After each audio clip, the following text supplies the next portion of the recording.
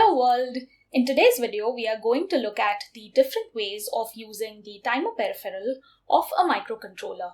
Now, most of the timer peripherals include a capture compare module. Thus, they can be used primarily for three different purposes. First is to trigger a task after a specific interval.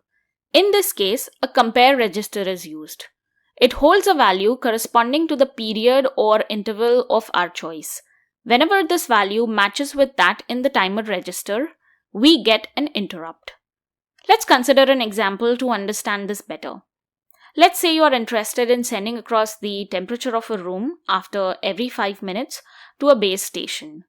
For this, you can use either a software delay in your code, which is obviously an inefficient way to get things done, or you can use a much more efficient approach, that is, you can use a timer peripheral to get the required delay. As the timer runs in the background, it doesn't even slow down your code.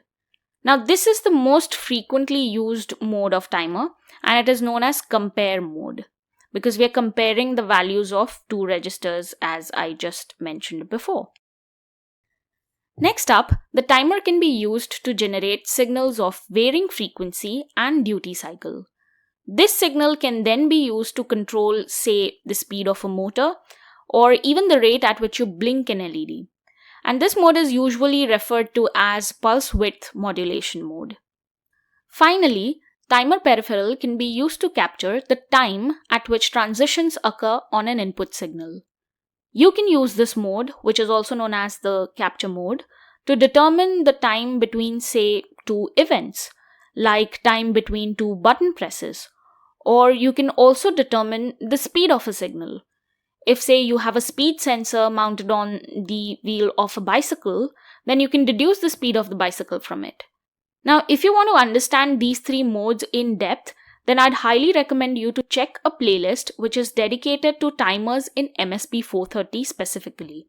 I have included a lot of practical examples and I've explained these modes in as much detail as possible. So, the link to that playlist is in the description below. In the upcoming video, we'll have a look at a special type of timer which is used to monitor the state of our system. But more on that later.